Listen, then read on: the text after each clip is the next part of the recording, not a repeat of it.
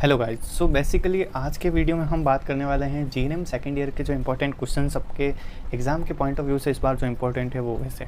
हालांकि देखिए, मैंने आपके आरयूएचएस बीएससी नर्सिंग से रिलेटेड जो भी इंपॉर्टेंट क्वेश्चंस के वीडियोज काफ़ी बार डाले थे, हर सब्जेक्ट्स के डाले थे। इसी टाइप से मैं इस बार अब आपके जीएनएम के सेकंड ईयर के एग्जाम के लिए जो भी इंपॉर्टेंट क्वेश्चंस हैं उनको मैं अपलोड कर देता हूँ। तो आप इस वीडियो को एंड तक देखिएगा। अब देखिए, इसमें मैं आपको एक तो सिलेबस वाइज कुछ स्ट्रेटजी है वो बता दूंगा, क्योंकि अभी काफ़ी दिन बचे हुए हैं।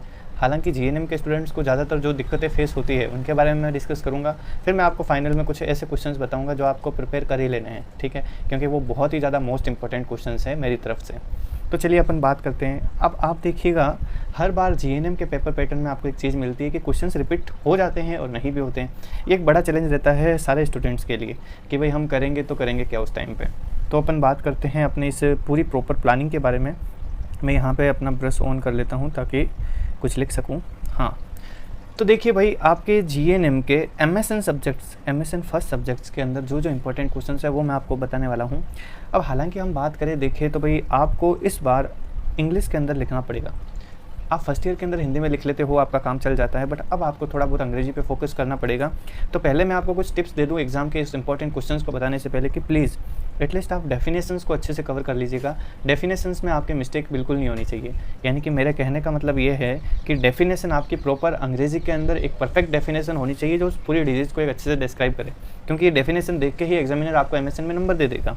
और प्लीज़ आप सिस्टम वाइज पढ़िए। लाइक आप सीवीएस पढ़ रहे हैं तो उसे पूरा पढ़िए, आप रेस्पिरेटरी सिस्टम पढ़ रहे हैं तो उसे पूरा पढ़िए, आप कार्डियोवैस्कुलर सिस्टम जैसे या मस्कुलोस्केलेटल सिस्टम पढ़ रहे हो तो उसे पूरा पढ़िए। एमएसएन 2 के अंदर जैसे आप ऑन्कोलॉजी पढ़ रहे हो तो प्लीज़ आप उसे पूरा पढ़िए।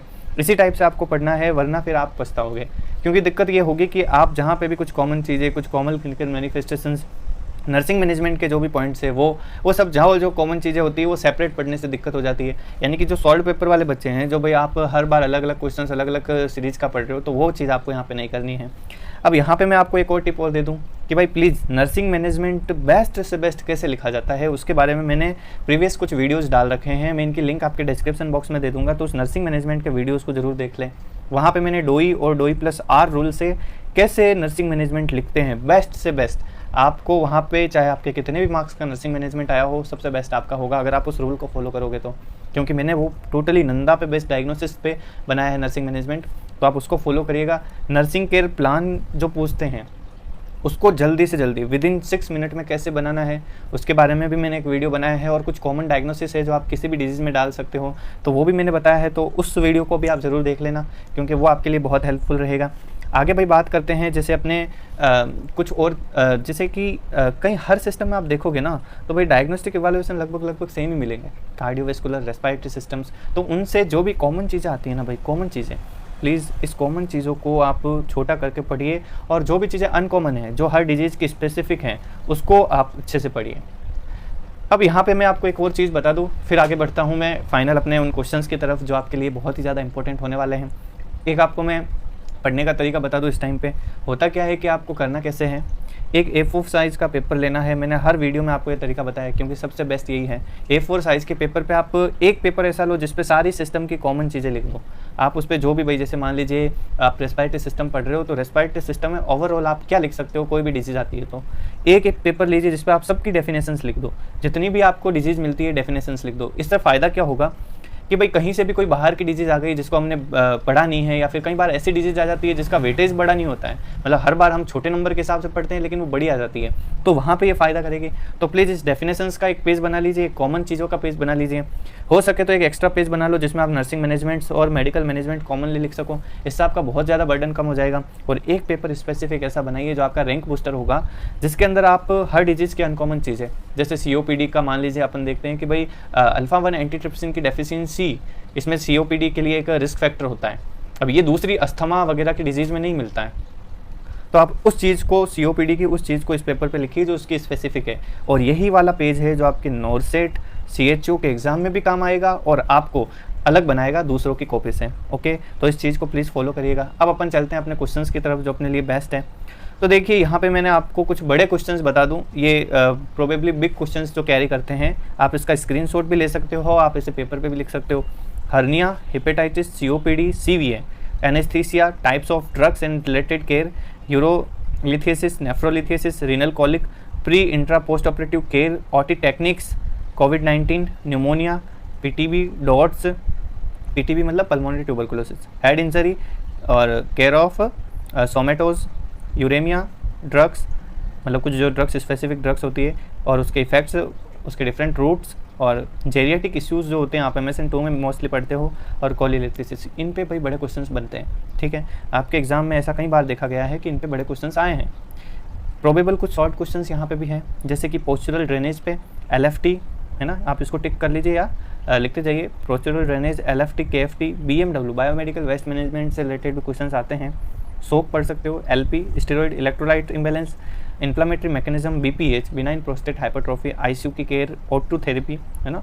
और इनमें से कुछ टॉपिक्स पर आपको अच्छे से अटेंशन देना है, क्योंकि हॉस्पिटल सेटिंग में भी ये काम आते हैं, एग्जाम में भी काम आते हैं। और अब आगे आप देखिए कुछ इंपॉर्टेंट टेबल्स है भाई, हाइपोवोलेमिया और हाइपरवोलेमिया के बीच डिफरेंस की table, haemodialysis, peritoneal dialysis, diabetic और इंसुलिन कोमा, गैस्ट्रिक और पेप्टिक अल्सर, हेमोप्टाइटिस और हेमेटेमेसिस, एम्बोलिज्म, थ्रोम्बोसिस में डिफरेंस, डिहाइड्रेशन और ओवरहाइड्रेशन, फिस्टुला और फिसर, एंसेफेलाइटिस, मेनिंजाइटिस और एम्फाइसिमा और एम्पाइमा, न्यूमोथोरेक्स, पायोथोरेक्स, ये ऐसे क्वेश्चन है। और इसमें से जो COPD है, ये COPD ज़्यादा अच्छे नंबर कैरी करता है ब्रोंकियल अस्थमा से, बाकी आपको पढ़ने दोनों है। तो यहाँ पे ये कुछ टॉपिक्स है जो मैंने आपको अपनी तरफ से दिए हैं कि भाई फाइनल एग्जाम में 2-3 दिन पहले आप इन पे फोकस अच्छे से करिएगा, खास तौर से इनके नर्सिंग मैनेजमेंट पे, क्योंकि आपको MSN में अगर फेल होने से कोई चीज़ बचाएगी तो वो है नर्सिंग मैनेजमेंट। ठीक है, अब आगे अपन बात करते हैं सिलेबस वाइज, देखते हैं इस सिलेबस पे थोड़ा सा एक नज़र डालते हैं आपके, जिससे अपन को एक काफ़ी बड़ा आइडिया मिलेगा कि किस टाइप से हमें पढ़ना होता है। तो चलिए मैं आपको सिलेबस की तरफ ले जाता हूँ, और ये आ गया है अपना GNM का सेकेंड ईयर का सिलेबस। ओके, जहाँ पे मैंने यहाँ पे आप देखोगे यहाँ पे इंट्रोडक्शन की यूनिट है, ठीक है, जिसमें आपको कुछ चीज़ें मिल सकती है। हालांकि यहाँ पे कुछ नर्सिंग असेसमेंट के पॉइंट्स भी इसने दिखा रखे हैं, फिजिकल एग्जामिनेशन और general clinical investigation. MSN first का हमेशा यही रहता है, क्योंकि इंट्रोडक्शन यूनिट है, और इसमें इन्फ्लामेशन, डिफेंस वगैरह के बारे में कई बार होता है। कुछ क्वेश्चन है जैसे एनाफाइलैक्सिस मैंने आपको बता रखा है, इसमें से एक बड़ा क्वेश्चन या फिर अच्छा क्वेश्चन बनने का चांस रहता है। इम्यून सिस्टम के बारे में आप अच्छे से पढ़ सकते हो, और ड्रग रिएक्शंस, फूड एलर्जी, ये कुछ ऐसे टॉपिक्स है जैसे रोमेटिक आर्थराइटिस, तो ये चीज़ें हैं। अब यहाँ से अपन स्टार्ट करते हैं फ्लूइड और इलेक्ट्रोलाइट बैलेंस और इम्बैलेंस। इस पे एक 4 नंबर का क्वेश्चन काफ़ी बार पूछते हैं, और ये बहुत ही मोस्ट पॉपुलर क्वेश्चन रहता है एग्जामिनर के लिए, तो प्लीज़ आप इस क्वेश्चन को ज़रूर फॉलो करिएगा। आगे OT पे बात करते हैं। OT पे प्लीज़ आप इसका फिजिकल एनवायरनमेंट और इसका ऑर्गेनाइजेशन, जिसको कई बार होता है कि OT पे एक 8 नंबर का क्वेश्चन आता है, 8 नंबर के हिसाब से क्वेश्चन आता है, जिसमें अपन को एटलीस्ट 4 से 5 पेज लिखने होते हैं। तो सारी चीज़ें मेनली इसके अंदर जो रोल ऑफ नर्स होता है भाई, रोल ऑफ नर्स, चाहे वो स्क्रब नर्स का रोल हो, चाहे सर्कुलेटरी नर्स का रोल हो, वो ज़्यादा पूछा जाता है, तो इस पर आप प्लीज़ ढंग से फोकस करिएगा। अब देखिए ऐसा होता है कि कई बार आपको एक क्वेश्चन देगा जिसमें एक सर्जरी देगा, उस सर्जरी की प्री, पोस्ट और ड्यूरिंग ऑपरेटिव जो केयर होती है, नर्सिंग केयर होती है, उसके बारे में एक अच्छा क्वेश्चन आता है, तो प्लीज़ आप उसको ढंग से प्रिपेयर कर लीजिएगा, क्योंकि ये क्वेश्चन जैसे इस वाली यूनिट से क्वेश्चन तो आएगा बट डायरेक्ट नहीं आएगा। ओके, आगे बात करते हैं अपन, जहाँ पे रेस्पिरेटरी की कुछ डिजीज़ बता रखी है, मैंने यहाँ पे आपको COPD वगैरह बताई है। हालांकि अपर रेस्पिरेटरी ट्रैक्ट से ज़्यादा क्वेश्चंस नहीं आते, 4 नंबर का क्वेश्चन ज़्यादा बनता है। बाकी आप इसको एक बार ढंग से इनकी डेफिनेशंस पढ़ लीजिएगा। बाकी भाई देखा जाए तो यहाँ पे ये जो डिजीज़ है ये ज़्यादा अच्छे नंबर कैरी करती है। इसके अंदर भी मैंने आपको COPD बता दिया है, अस्थमा है, और ज़्यादातर एम्पाइमा, एम्फाइसिमा में डिफरेंस पूछा जाता है। ब्रोंकियोटेक्सिस 4 नंबर में ज़्यादा आता है, तो उसके हिसाब से pulmonary TB dots very important question है, बड़ा क्वेश्चन बनने का चांस रहता है, तो आप इसको ढंग से प्रिपेयर करिएगा। बाकी एक SARS पे शॉर्ट नोट्स आ सकता है 4 नंबर का, तो ये है जो आपको इससे प्रिपेयर करना है। और प्लीज़ मैं आपको फिर से बोलूँगा कि आप इनकी डेफिनेशंस ज़रूर पढ़ लेना।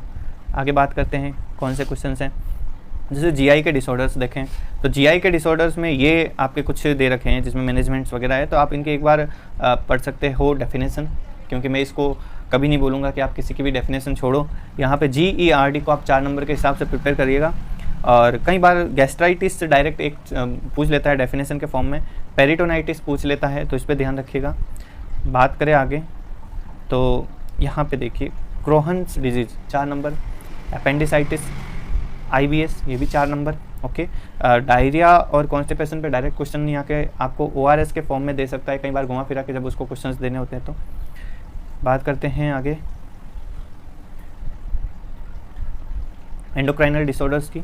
ओके, तो एंडोक्राइनल डिसऑर्डर्स में आप देखिएगा यहाँ पे मेटाबॉलिक भी दे रखे हैं साथ में, कॉलीलिथियसिस एक अच्छा क्वेश्चन मैंने आपको पहले भी बता दिया है। हेपेटाइटिस एक अच्छा क्वेश्चन बनता है। और थायरॉयडिज्म पे काफ़ी बार क्वेश्चंस आते हैं, इसको भी आप प्लीज़ प्रिपेयर करिएगा, ऐसी नहीं हो कि आप छोड़ दो।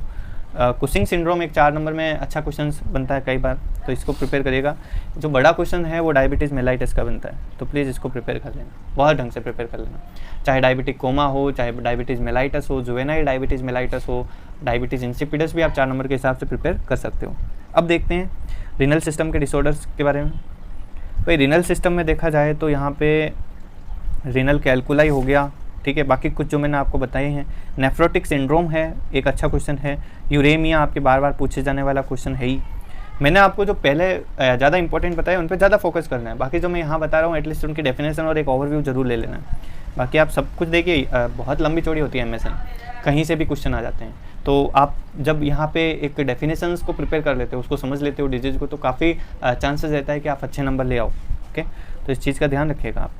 न्यूरोलॉजिकल डिसऑर्डर्स भी आपके इसी सिलेबस में है, तो इसमें लेवल ऑफ कॉन्शियस और सेरेब्रोवेस्कुलर एक्सीडेंट्स, इन दो चीज़ों के बारे में, एक हेड इंजरी और स्पाइनल कॉर्ड इंजरी के बारे में मैं आपको सजेस्ट करूँगा कि अच्छे से प्रिपेयर करिएगा, ठीक है। एंसेफेलाइटिस आप करिएगा।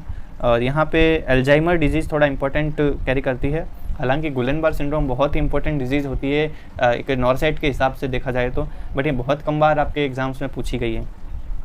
बेल्स पाल्सी और neuralgia, these are 2 important topics जिसको आपको प्रिपेयर करना है। और हंटिंगटन डिजीज़ 4 नंबर में कई बार पूछी गई है। अब आगे बात करते हैं, एक SLE का मैनेजमेंट पूछते हैं, है ना, डायरेक्ट SLE पूरा नहीं पूछते हैं, मैनेजमेंट पूछते हैं, तो आप इसको देख सकते हो। आगे कुछ एल्डरली के अंदर भाई आपको जैसे डिमेंशिया, जो आपने साइकेट्रिक में भी कहीं ना कहीं पढ़ा होगा, थोड़ा बहुत इसको देख लेना, क्योंकि कई बार एग्जामिनर का सिर फिर जाता है और वो दे देता है ऐसे। ऑस्टियोपोरोसिस 4 नंबर के हिसाब से प्रिपेयर कर लेना। और ये आपका सारा जो हिसाब है आपके मेडिकल सर्जिकल फर्स्ट का। अब देखते हैं कि भाई इसमें से कितना क्या है आपके एग्ज़ाम में आता है। बाकी मैं आपको एक चीज़ ही बोलूँगा कि भाई मेरे वीडियोज़ से आप ज़्यादातर देखिए, मैंने MSN से रिलेटेड जो कुछ भी ट्रिक्स वाले वीडियोज़ हैं वो डाल रखे हैं, मैं उनके भी लिंक डाल दूंगा आपके डिस्क्रिप्शन बॉक्स में। और कुछ वीडियोज़ ऐसे हैं भाई जिसमें NCP बनाना, नर्सिंग मैनेजमेंट लिखना, वो आपको ऐसे हैं जो फेल नहीं होने देंगे, तो प्लीज़ आप उन पर ज़रूर फोकस करना। तो thank you so much for watching this video, अपने फ्रेंड्स के साथ इसे शेयर करिए। Okay, bye.